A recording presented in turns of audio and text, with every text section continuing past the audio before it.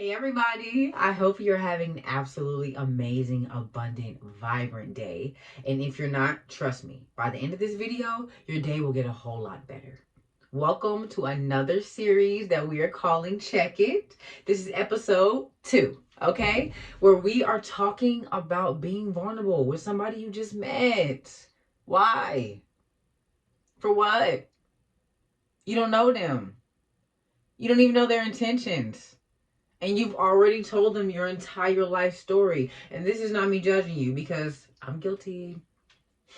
That's why I'm talking about it. I'm being transparent. Okay, I used to be the type. As soon as I'm talking to somebody first weekend, they know my backstory, what I've been through, what I'm going through. Okay?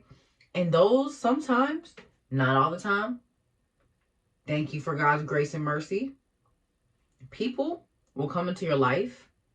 You'll be open with them. You'll be honest with them. You'll share everything you've gone through, everything you're going through.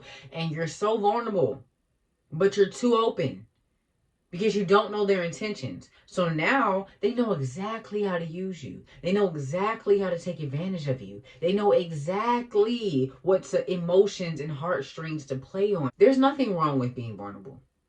There's nothing wrong with opening up and letting somebody in that sacred space of yours. But you need to identify whether this is the person who deserves and can handle being in that space.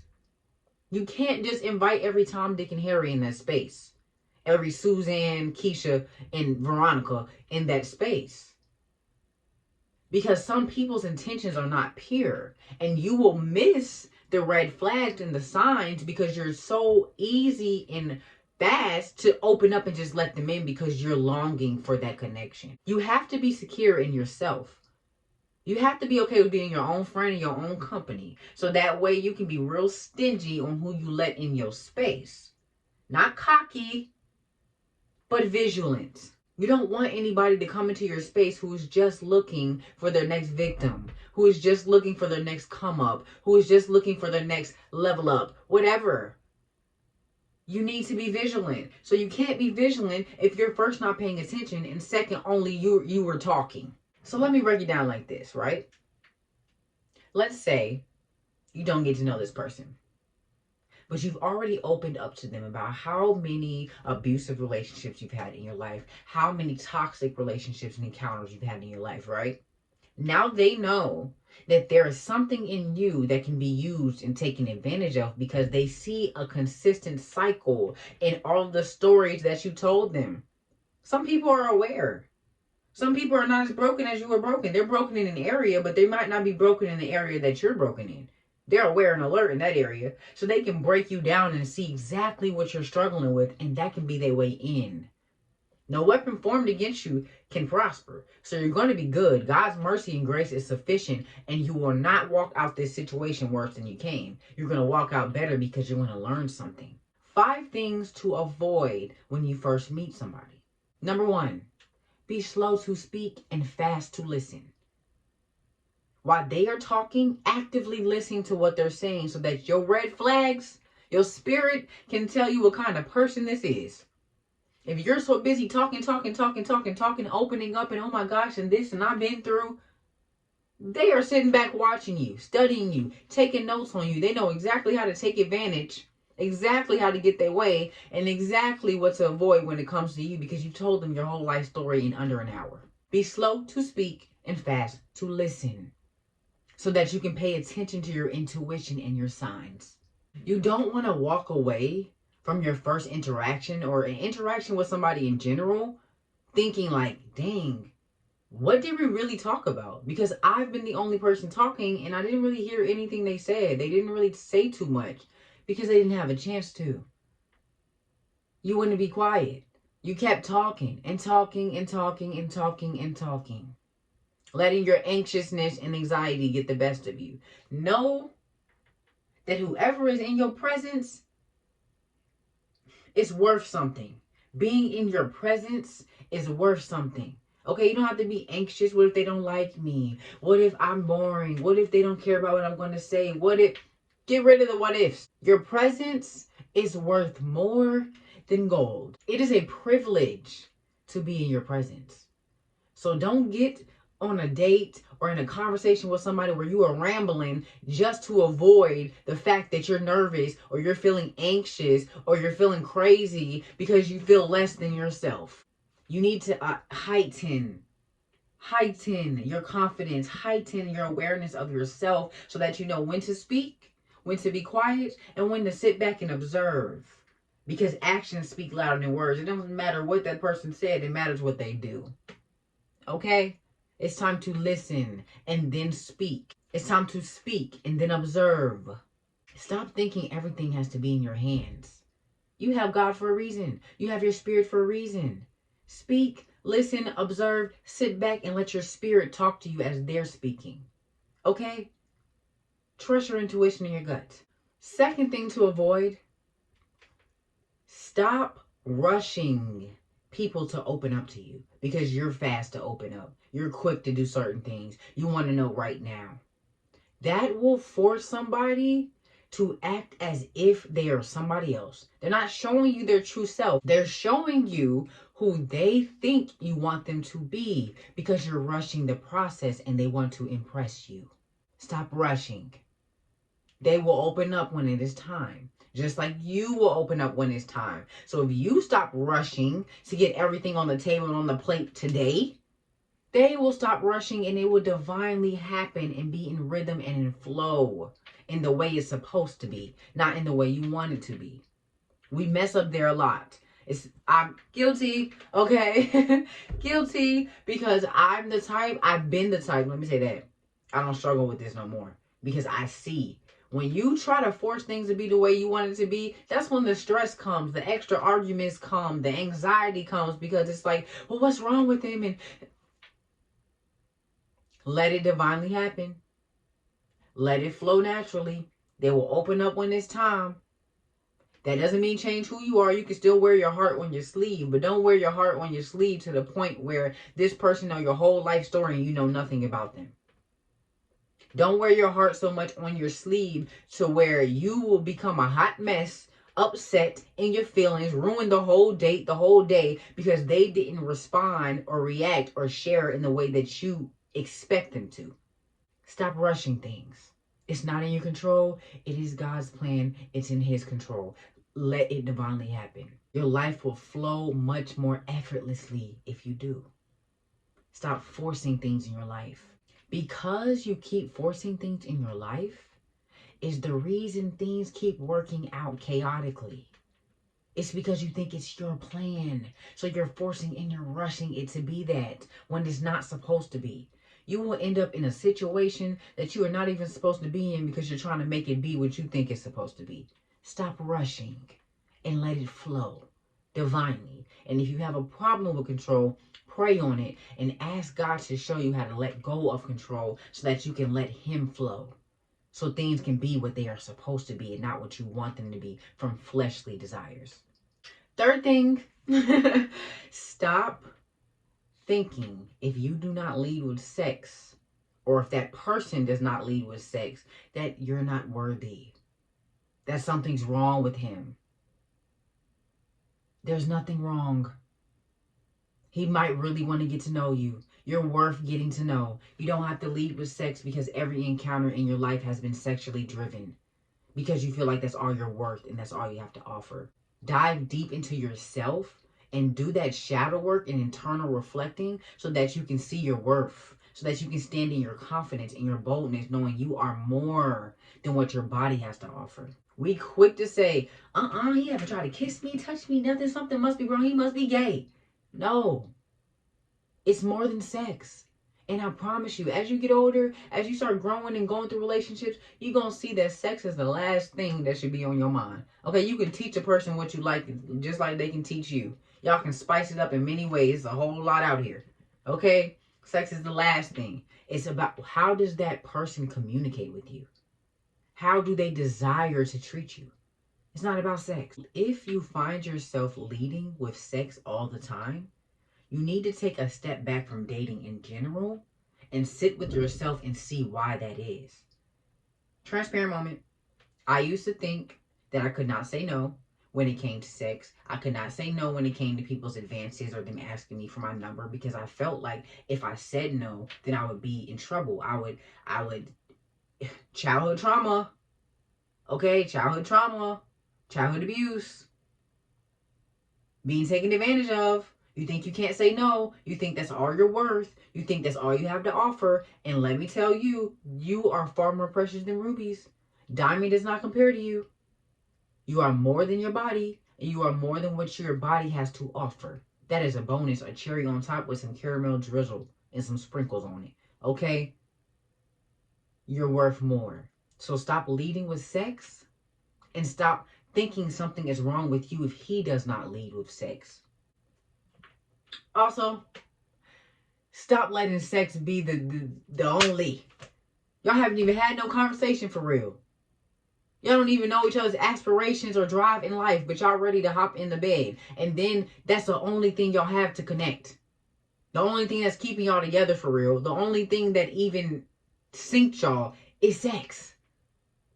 Now you're trying to force something serious, a relationship like this stuff you've seen on Instagram. You want to have an Instagram relationship so bad. So now you're trying to force this lovey-dovey just with this person. And y'all whole entire relationship was based upon sex. Hold off on it. Don't lead with it, and don't allow the other person to lead with it either. Stand in your power. Stand in your boldness. Cross your legs and look that person in their face and let them know you are worthy and worth the wait. And vice versa, because he can demand that same respect too.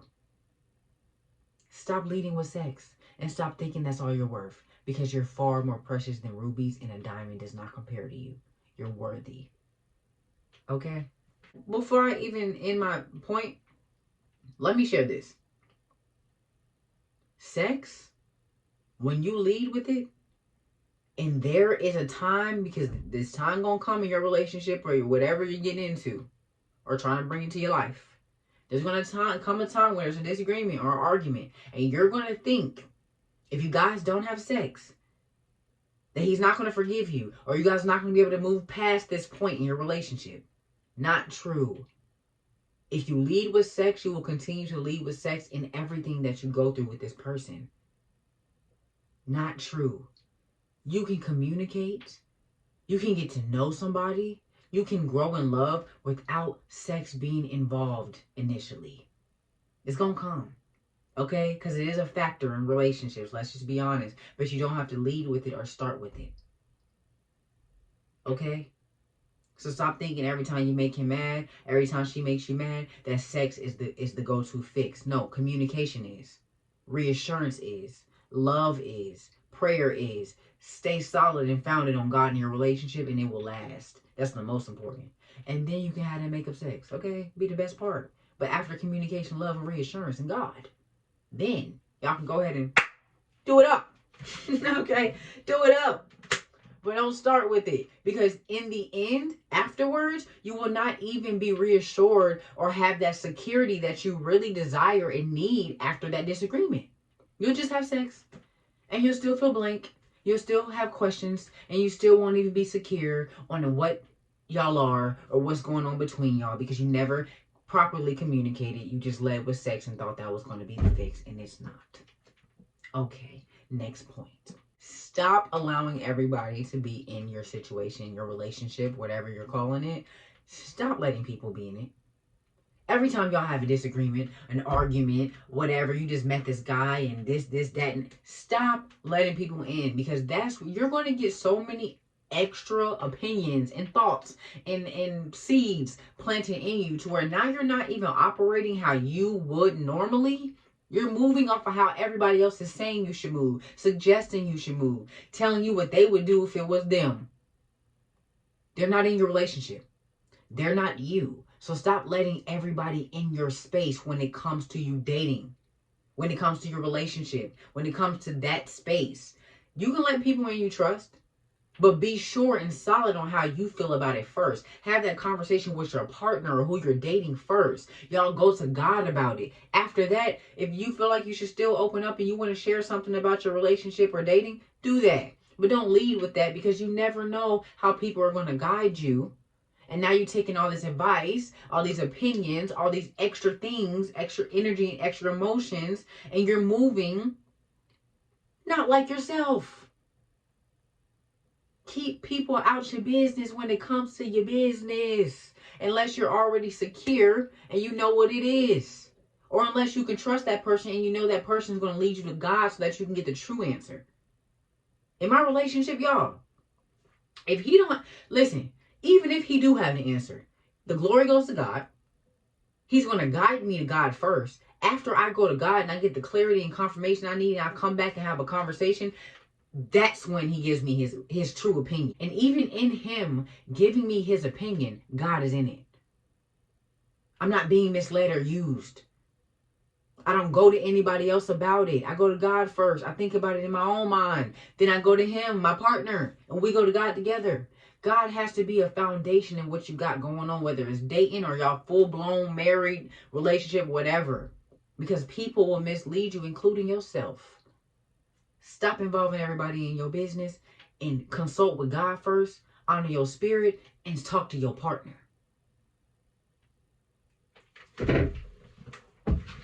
And let me just add this because it just got on, it was just on me. A lot of y'all have these homegirls y'all keep going to for relationship advice, and they're not even in relationships. These homeboys is not even in relationships. Can't keep a man, can't keep a woman.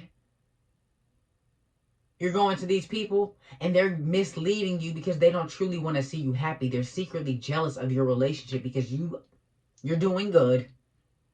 You might not think you are. Y'all come up with a bump in the road and stuff happens. You think y'all are not doing good. Y'all are doing the best. The best. People see that. And some people will try to mislead you. So you listen to all your single homeboys and homegirls, and they're going to cause you to be single and miserable just like them. In the streets. Okay? So go to God and go to your partner. Trust your spirit. Are you ready for this point?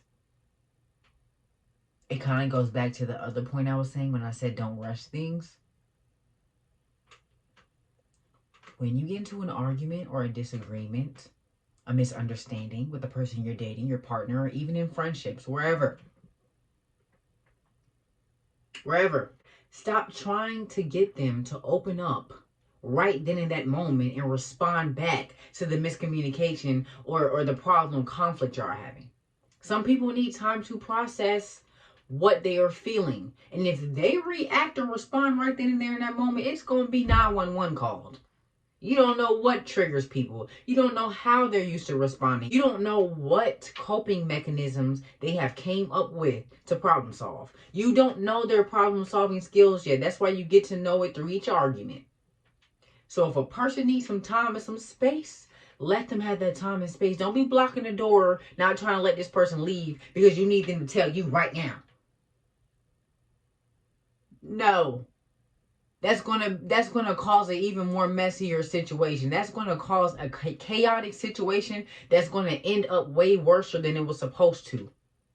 Because you're trying to force it to be what you want it to be right now because you deserve that answer. Y'all know, with the neck and everything. No. Let them have their time and their space so that they can think, they can reflect. God can reach them. So now y'all can come back together and properly, effectively communicate. They got trauma just like you have trauma. They've been through stuff just like you've been through stuff. They handle their issues like they handle it, just like you handle yours, how you handle yours.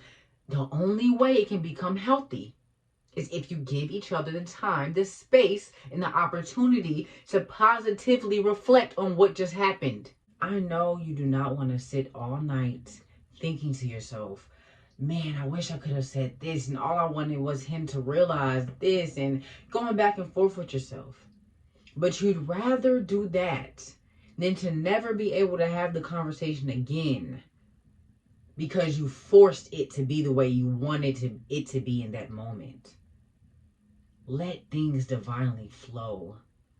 Do not force it to happen right then and there. Sit with yourself and reflect and pray and get in tune. Get convicted so that you can get dealt with and hold yourself accountable so that when you guys come back together, effective communication, change, and growth can happen. I'm going to end this video off by saying, as always, let's elevate, grow, and prosper so we can become the highest version of ourselves, the version of ourselves that God sees us as, not the versions of ourselves that have been broken and hurt and torn down to our lowest points. It's time to let go of who we used to be and who people have told us that we should be and step into who God says that we are, our highest self, our best self, our abundant selves, so that we can claim what is rightfully ours and walk in our divine alignment. I pray that God gave you confirmation and clarity through this video and that you're able to walk away with new wisdom and confidence to step into your highest self, demand what you want, and also hold yourself accountable and grow in the relationship that you will attract or the relationship that you're already in. Whatever it is for you, I pray that this message brings you closer to God so that you can open up those doors and those spaces in your heart that have been closed off to Him. So that you can not only be made new and whole, but that you can step into alignment with who you truly are so that you can attract all the abundance, the blessings, and the overflow that is rightfully yours. If you have not already, you already know what I'm about to say. Click on the link in the description box below so that you can get your copy of the Vision Board book. If you have no clue where to start when it comes to your vision or how to bring it to fruition, or you're simply beating yourself up saying, why haven't I got what it is that is for me? Why do I feel like I keep coming to a block in the road and I can't manifest? This book is for you. It will not only teach you what a vision is, but it will align you with what God's word is about the vision that He's given you. It will show you how you've been standing in your own way, how to get out of it, and how to affirm your vision so that you can walk, talk, and act as if you already have it, and it can come to you faster than you expected to. Click the link below.